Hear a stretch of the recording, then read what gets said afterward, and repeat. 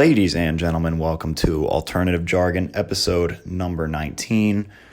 Welcome back. We had a very successful episode last week. If you listened to that one or watched it, thank you very much for the support. Very, very slow in the beginning. Took us about 15 minutes to get into anything worth listening to. But if you made it that far, then hopefully you were entertained by that one. I'd like to start today's episode by saying rest in peace to Jimmy Buffett and rest in peace to Steve Hartwell. You know, I think it's really fitting that Jimmy Buffett passed away near the end of summer, right? That's his whole thing. Okay, Jimmy Buffett is not a guy. Jimmy Buffett is a beach with a beer in the sand. Okay. He built such an iconic brand around himself and his music. And, you know, I think it's a cool metaphor. Not, obviously dying's not cool, but it's fitting right at the end of summer, right? The Lions beat the Chiefs, man. The Detroit Lions, they play in Detroit. They're from Detroit. The Detroit Lions beat the Chiefs last night, and yours truly got a nice chunk of change out of that, okay? I won $1.65 off the Lions win, okay? I bet $1 to win $2.65. We are in the black this week, okay? We are trending upwards around these parts, right? If you see me at the club this weekend, I'll be buying rounds for everyone who walks in the door with my $1.65. It's always a good day when you get richer. It's always a good day when your net worth doubles, right? Always a great day. Besides buying everyone rounds at the bar this weekend, I'm not sure what I'm going to do with my winnings. Still have a lot to debate. Do I want the Bugatti? Do I want the Ferrari? Do I want the Lambo? Okay, a lot of options. I might actually buy the Detroit Lions with my winnings. We'll see. Still have to figure that out. But for real, it is crazy that the Detroit Lions beat the Kansas City Chiefs last night. Obviously, Travis Kelce did not play. Obviously, Kadarius Toney couldn't catch a ball, right? Hands made of bricks. Put me in, Coach Reed. I could have caught those passes. And I am excited over $1.65. I need that money, Coach Reed. Put me in. But very interesting. I love Dan Campbell, head coach of the Lions. Absolutely love him. He's cool. He seems like old school, but in a good way. And what can I say? The Lions bit the Chiefs' kneecaps last night. They did. It took a couple years for Campbell's slogan to come to fruition, but the Detroit Lions, I'm excited to see what happens to them this season. Obviously, it doesn't matter how deep they get. The Philadelphia Eagles are going to knock them out of the playoffs. If they make the playoffs, the Philadelphia Eagles are going to win the next 8 to 10 Super Bowls. So that's just going to happen. But, you know, I like to see a little team like the Lions do good.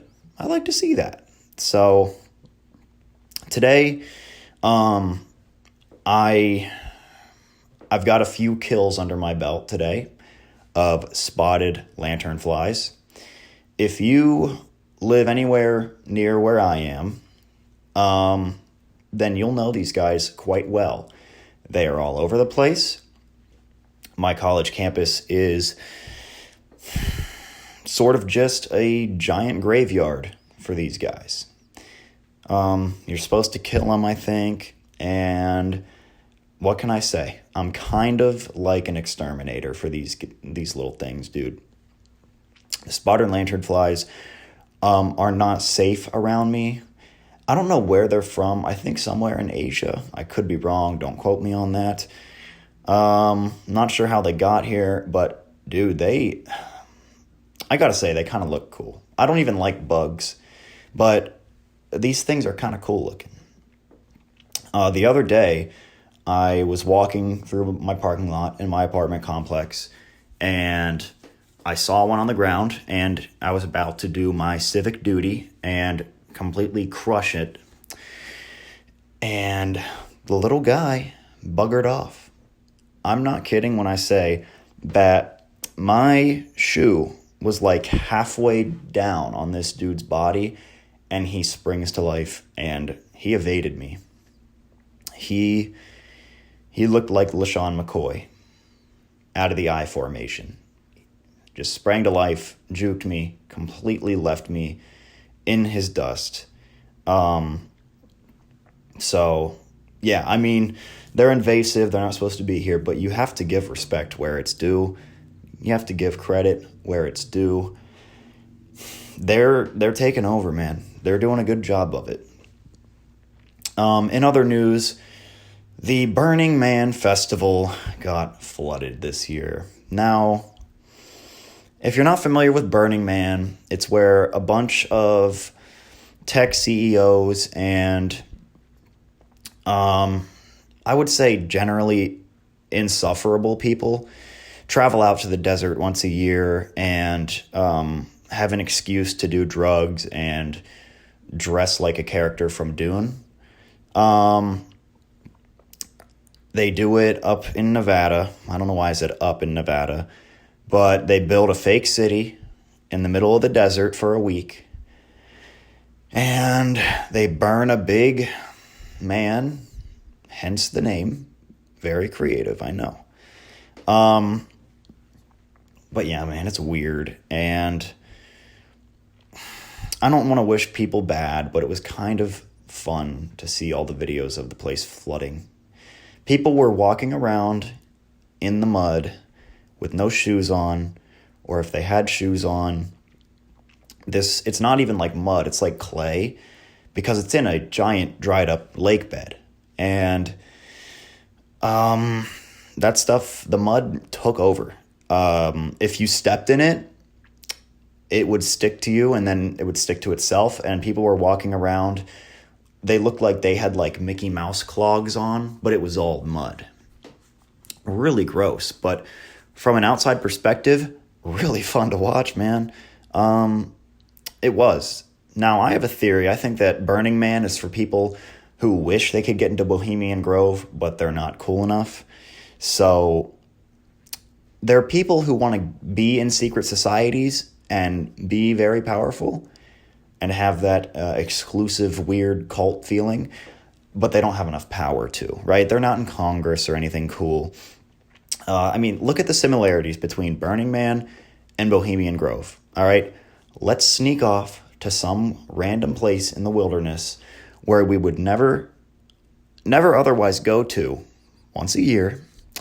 Let's have a big, weird party in said place. Let's do tons of hardcore drugs in said place. And let's burn a big wooden statue of something.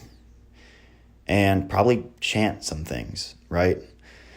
Burning Man is for people that are not cool enough to get into Bohemian Grove. Now, if you don't know what Bohemian Grove is, I don't know why you're listening. No, I'm just kidding. But Bohemian Grove is a place in Northern California, like in the Redwood Forest area, where all of these elite dudes sneak off to once a year or a few times a year. Presidents, CEOs, tech billionaires. Okay, they sneak off in there. They wear robes. They chant things.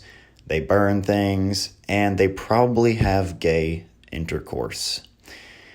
Alex Jones snuck into Bohemian Grove like in 1999, I think, and took a video of people doing what appeared to be a simulated human sacrifice ritual thing. They were all in robes. They were chanting. They were burning things.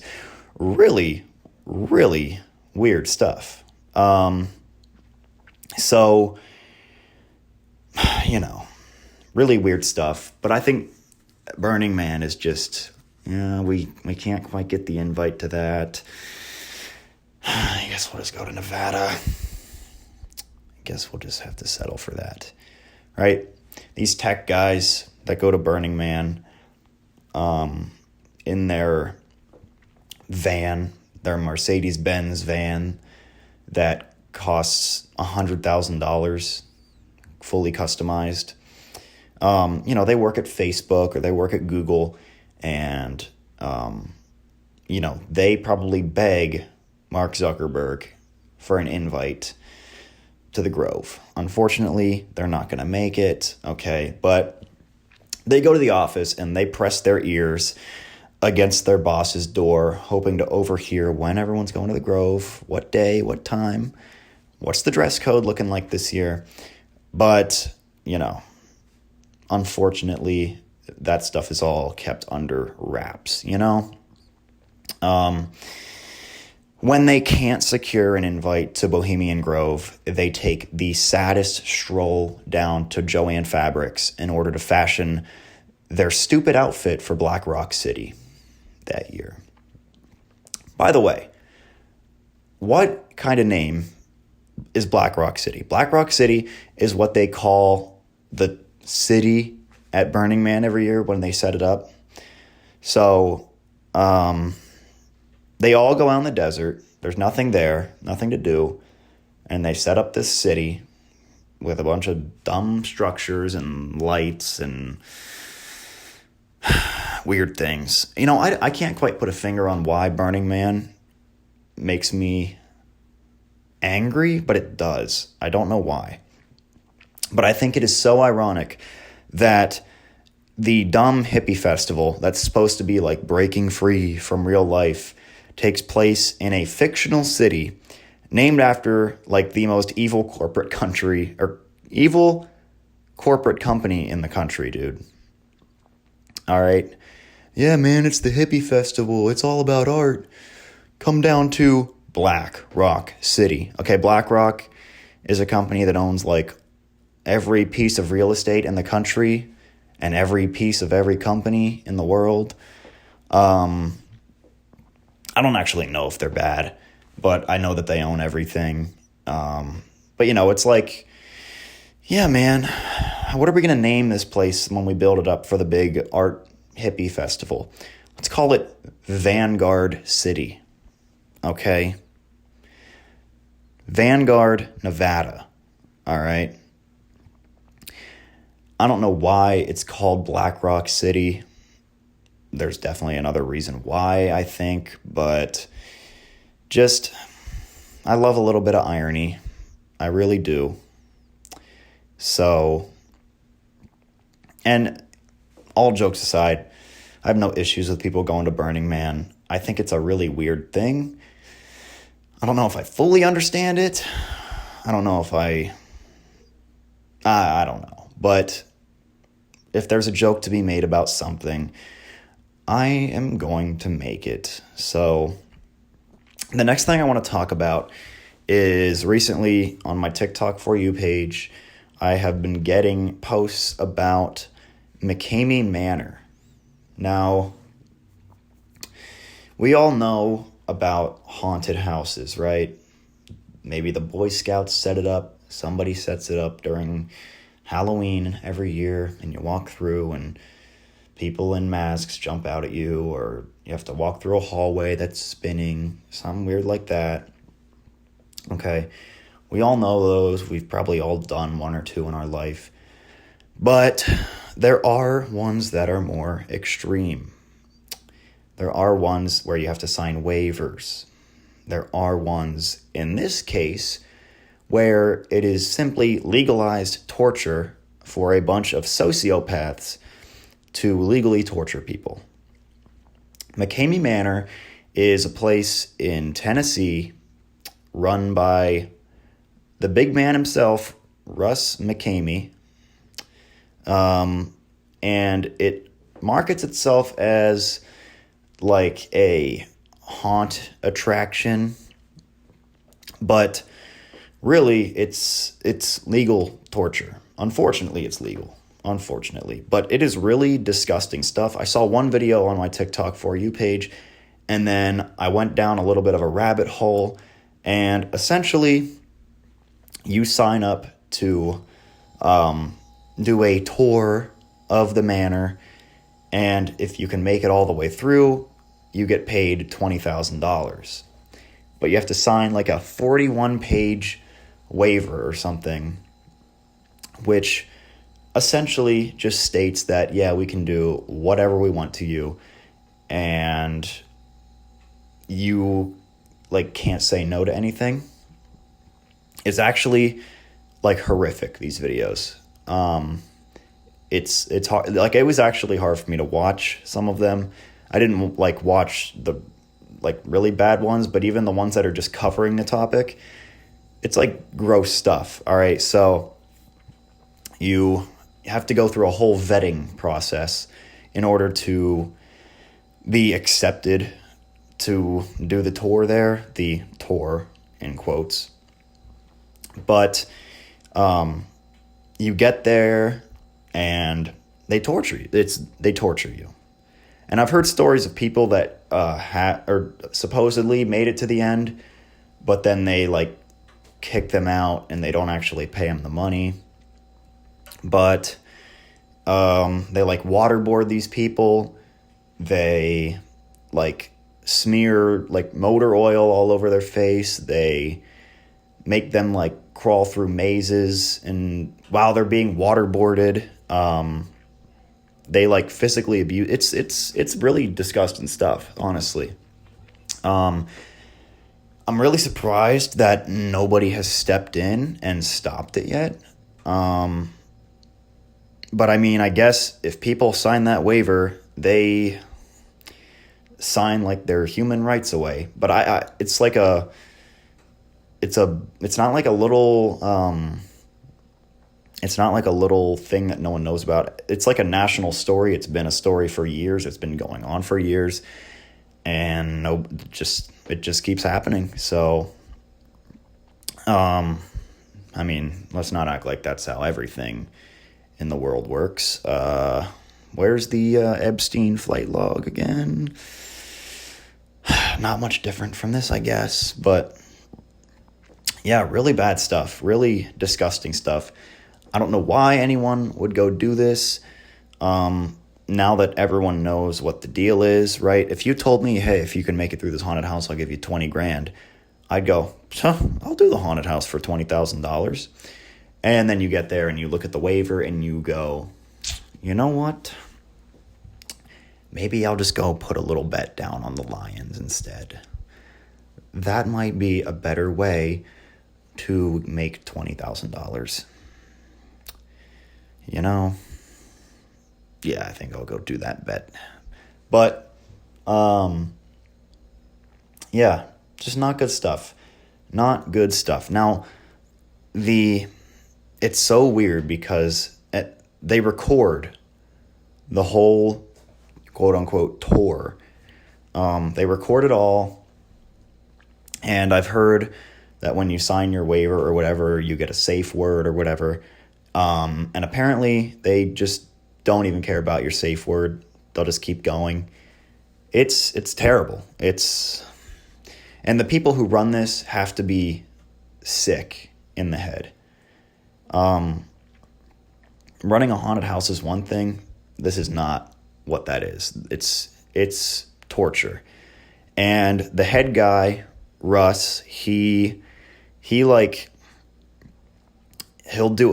post a video of him announcing something about the manor or something stupid, and he comes off as like such a charismatic guy. Like, if I had no clue who he was or what he was up to, I'd be like, oh, that's just a normal dude. And then it cuts to a video of him like putting a saw blade right next to someone's face while the saw is turned on and crap like that, and he's just like giddy about it. It's really not good. Essentially, people are signing up to be in a real-life Saw movie, okay? And I said the people who run this are sick. The people who do it have to be a little screwed up, too. There's videos of people that people take themselves, supposedly. I don't know if they are paid off by the people at McCamey Manor to post them, but it'll be a video of a woman, and she's covered in a bunch of crap, and her head is like shaved, and it's like literally just gross to look at. And she's like, "Hey guys, I just finished my first tour at McCamey Manor. It was such a blast. I think I'm going to go back again someday." And look, if there's a gone-off camera, I get it, which there probably is. But if there's not a gone-off camera, then you might be just as weird as the people who tortured you. I hate to break it to you, but that's not good. What are you doing? What are you doing? What are you doing? All right, did you have parents? Yeah. How old is this guy? I don't even want to look at him, but okay, there's no info on him, but yeah, maybe don't sign up for the legal torture unless that floats your boat. If that floats your boat, then you might be sailing on the Titanic if that floats your boat. But hey, man, do what you got to do, I guess. Just really surprised that it hasn't been shut down yet, to be honest. So, but anyway, we are going to have the first ever intermission in an Alternative Jargon episode. So I will return, and I will be back in a minute. Ladies and gentlemen, welcome back to Alternative Jargon episode number 19. I had to take a little break there. It was not to take a dump, but it was actually more embarrassing. I ran out of stuff to talk about, so I had to craft up some more content for you guys. A 20-minute episode would be unacceptable. And I had a busy week. I didn't have much time to think things up to talk about, but I wanted to discuss Robert F. Kennedy Jr. He is coming on the Tim Dillon Show. A presidential candidate is going to sit down with the funniest person in the world. And that episode comes out tomorrow, I believe. I'm recording this on Friday, so I think it comes out on Saturday. But absolutely cannot wait to hear that. The only thing I can wait to hear is RFK's voice. No matter how good his policy might be, I don't think I can vote for him. I need him to get like the Stephen Hawking machine and talk that way, because I don't know if he was a big-time smoker or something, but his voice is absolutely unbearable. Can't stand it. He needs to take a sip of water, or I don't know, a throat lozenge, something, okay? If I see RFK Jr. in person, I'm going to hand him a glass of water, tell him to drink it, and then I'm going to get a tub of petroleum jelly, store brand, not even Vaseline. We're going with the store brand, the big industrial size one, and I'm just going to stuff it down his throat. That has to fix it. Okay? Get out the petroleum jelly. That would do it. Right? He needs to be lubricated up. I think before he ran for president, he maybe should have fixed that. I don't know if you can fix that. But he's a big-time name. He's a big top-level free agent in the political world. His agent should have got on him and been like, yo, dude, if you're going to make speeches, you got to get your throat lubed up or something. Okay. A jar of petroleum jelly, not that expensive. Not that expensive. And it has a lot of practical uses. If he has some chapped lips, all he has to do is cough up some of his jelly. If his hands are dried out in the winter time, campaign season, it lasts a while. You're going to need some petroleum jelly. So go buy some. Fix the speaking, but really intrigued to see him sit down with Tim Dillon. I love Tim Dillon, my favorite comedian in the world. Funniest guy alive. And he gets to interview a presidential candidate. Pretty amazing. How, the stand-up comedy sphere, it's pretty amazing how much influence it really has. Tim Dillon is a hugely successful comedian, sells out tours all over the place. But, he's not that big. It's not like it's Rogan. He doesn't even have 1 million followers on Instagram. So while I wouldn't say Tim Dillon is like a really niche comedian, he's definitely not I don't want to say not a household name, but I haven't met too many people that also know Tim Dillon. And he's going to interview a Kennedy, okay? He's going to interview a Kennedy. I really hope that RFK brings some cool details to the show. I don't know, maybe he has the bullet or something. We'll see. But bring something for show and tell, RFK, if you're watching. And also, RFK, if you're watching, get back to me about next week. You did mention that you weren't booked. But yeah, RFK should be on the show next week as my next guest, right after Tim Dillon. But yeah, RFK, I guess he's doing an Eras tour, right? I don't know. But I would love to see him just take on every podcast. Okay? Start with Tim Dillon. He's already been on Rogan. Now he's on Tim Dillon. I want to see him do a podcast with Shane Gillis. I want to see him do a podcast with every comedian in the world. 2 Bears, 1 Cave. All right, sit down with Theo Vaughn. That could win him a presidency. So just go on comedy podcasts. That could win him a presidency. But in other news, if you guys remember, a couple episodes ago, we talked about World of T-Shirts. Crazy TikTok guy. Drinks all day. Takes vacations. He has merch now. You can now buy an officially licensed World of T-Shirts Captain Hat. And plenty of other shirts.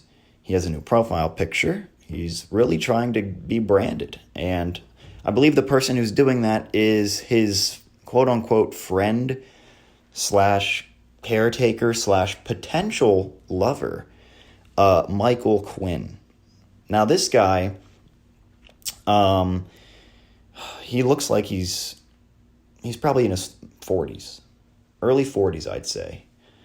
And he basically is like Josh's, I don't even know how to explain it, but he's in a bunch of videos. He's always hanging around Josh. He's always making videos about, he's basically World of T-Shirts translator.